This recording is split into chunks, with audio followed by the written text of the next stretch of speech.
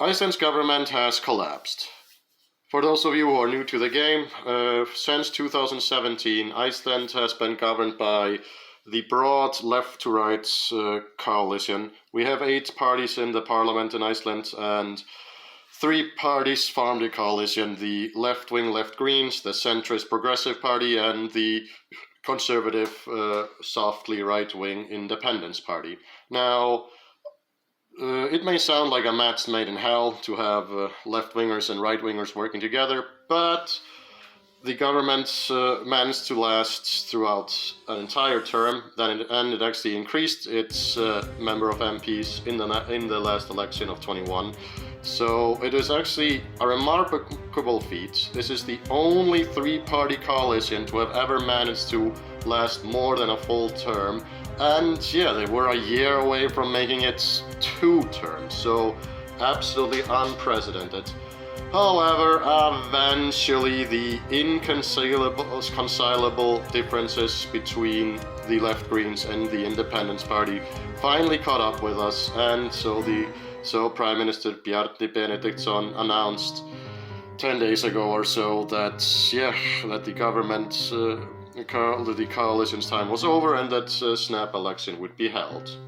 Some of you may think, wait, Bjarni Benediktsson? Whatever happened to Katrín? Yes, so I talked about Katrín Jakobsdóttir a lot, of course. When I started making these videos, the government had just been formed, so she had been prime minister basically the whole time I've been making videos. But yeah, she decided to stop being prime minister 6 months ago, threw in the hat in the race for becoming Iceland's next president, came in second. She's not the current president. She now works for the University of Iceland or something. But yeah, and the cabinet decided that since Bjarni Ben is the leader of the largest party, not only in parliament, but largest party in this coalition, that it made sense that he would take over as prime minister. Only problem is, Bjarni Benediktsson is the single most unpopular politician in Iceland. Approval rating, 8%. The biggest ideological differences that the government has had to contend with were on the issues of migration and whale hunting.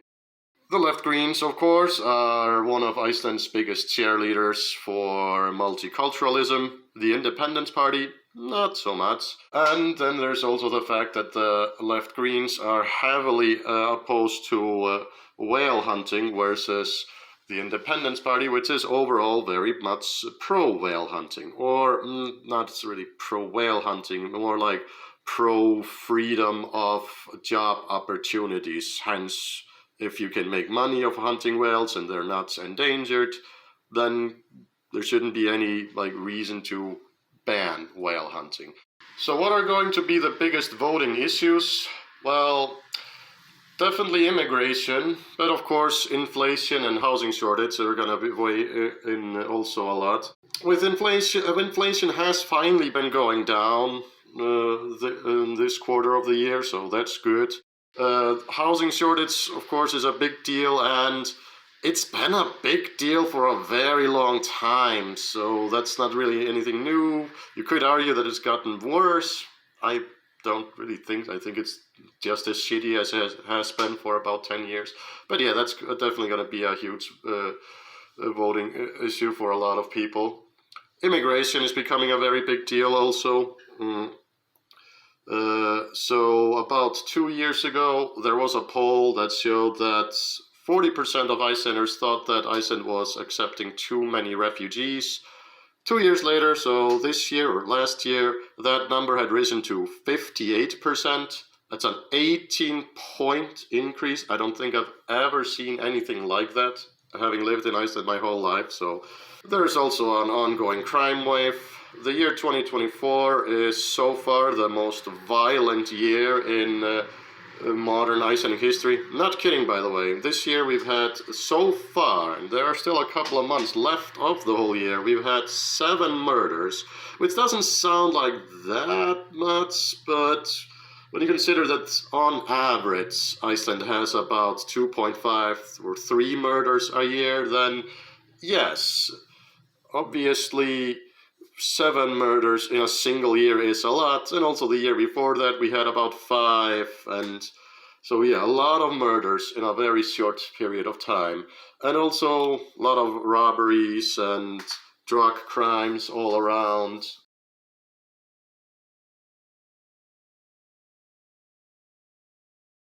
And another big voting issue, no doubt, is going to be education. So Iceland has one of the most expensive education systems in the per capita in Europe, and we have some of the worst results. Like, yeah, a lot of our kids are getting graduated, and they barely know how to read and write, and it's terrible. And this may be the reason why Katrín Jakobsdóttir decided to, stop being prime minister when she did, because shortly after she decided to run for president, a report came out about the status of our education system that, showed just how bad it is and how basically dumb Icelandic students are becoming, for a lack of a better word, pardon my friends. And well, it turns out that a lot of the sort of issues that the education system is currently dealing with, well, much of it can be traced back to changes that she implemented while she was Minister of Education. So, yeah, you could say that Katrín's chickens have come home to roost. So I'm briefly going to look at the parties that are running. The Independence Party, Iceland's conservative party. They are polling really bad. They're falling on some hard times, partially because their leader, Bjarni Benediktsson, is the single most unpopular politician in the entire country. There are a lot of corruption scandals that revolve around him, and he's also just kind of a knob. Then it appears that they are losing a lot of their votes over to the Center Party. This is interesting because if you recall, in the last election in 2021, the Center Party got almost entirely wiped out. They have had only 2 MPs this entire season. But now they have sometimes been polling in second place, and it's clear that they're pulling the most of their voters from the Independence Party. However, the Independence Party is known for being a very strong campaigner, so who knows, they might be able to pry some of those voters back to them.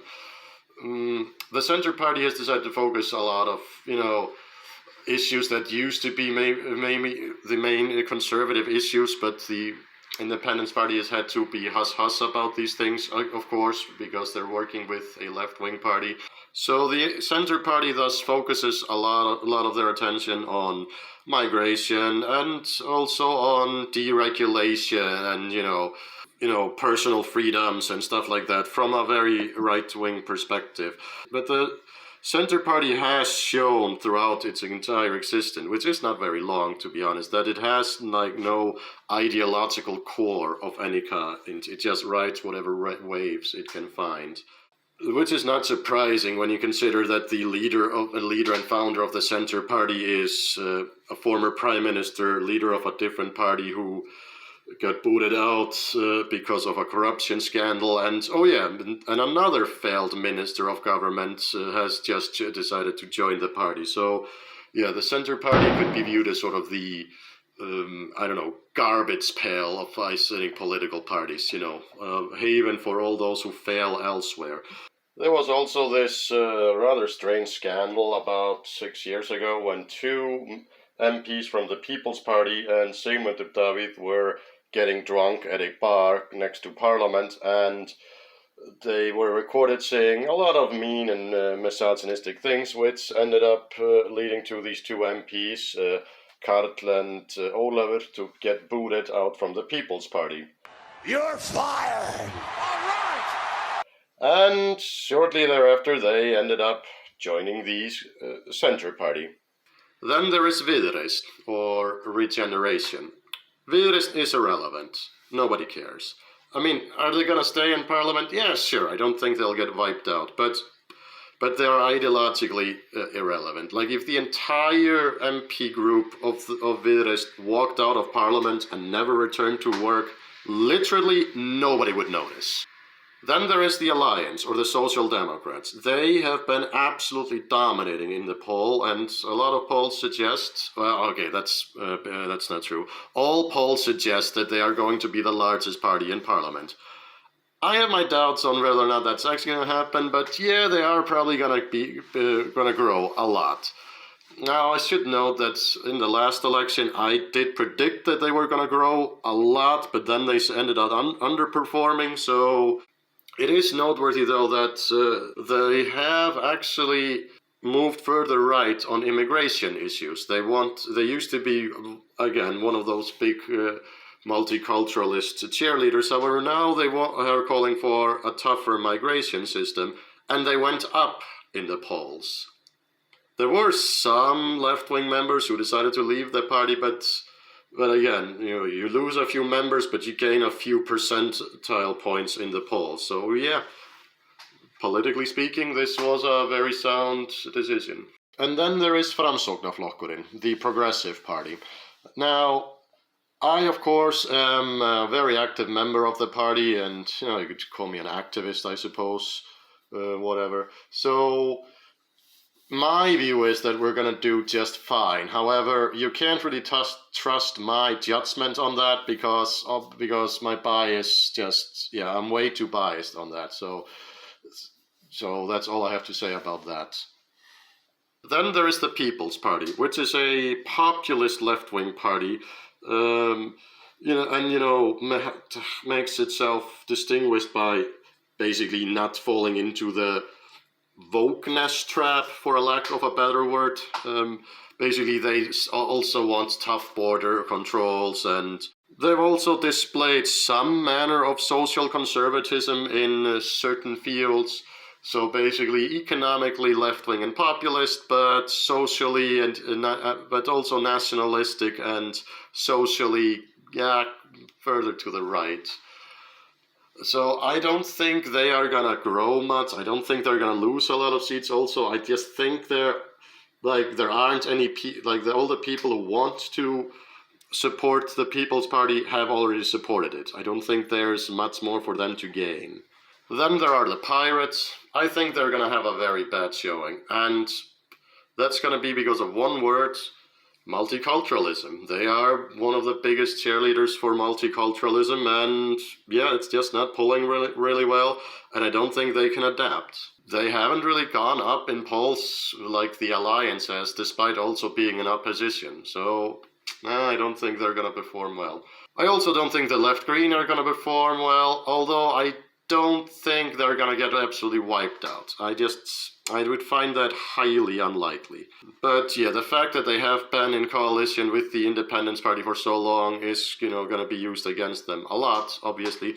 However, since they now have a new chairman, this chairman can reasonably argue that, hey, that was the old chairman, and you can already see that Svandís Svavarsdóttir is trying to do that, trying to distance herself from the legacy of Katrín Jakobsdóttir and presenting herself as a more die-hard left-winger and a, more of a firebrand left-winger, basically.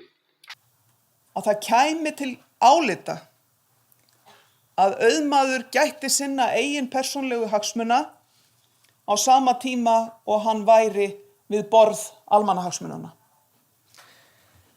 Eina ferðina enn talaði hann það að hann myndi ekki eftir 50 milljónum króna. Í fyrra hafði hann gleymt 40 milljónum sem voru í Panamaskjölunum. And lastly, there is the Socialist Party of Iceland. They were incredibly surprised in the last election when they did not manage to get a single member elected to the parliament. And I think it's basically going to be too close to call. In Iceland, you have to have 5% of the total national vote count in order to get into parliament. So if you're at 4.9%, you get no MPs. If you're at 5 or up, you get 3 MPs or more, depending on how many percentile points you got. There are 63 MP seats. Now, again, I think the Socialist Party is going to be basically too close to call. in terms of whether or not they're going to get members elected to the parliament. They are basically, they would describe themselves as being everything that the left Greens are not, meaning they would never make any compromises, they would never work with the Conservatives, they would, never do this and this. They are the left Greens if the left Greens wanted to always shoot themselves in the dick and never get anything accomplished. Also, I think on a lot of issues, they just go too far. There are a lot of Icelanders who are sympathetic to the idea of socialism or may even consider themselves to be socialists. But I think for a lot of these people still aren't going to vote for the Socialist Party simply because I think because a lot of people, I think, feel that they just go too far with the rhetoric and a lot of things. So, having said all that, here's how I predict that the election is going to go, except there is one caveat. Like I said, I think the Socialist Party of Iceland is going to be very on the knife's edge on whether or not they're going to get members elected or not. So I decided to make two predictions. One where they just barely manage to get members elected and one where they just barely don't manage. And this affects the final outcome, of course. So yeah, fun times. Have a nice day.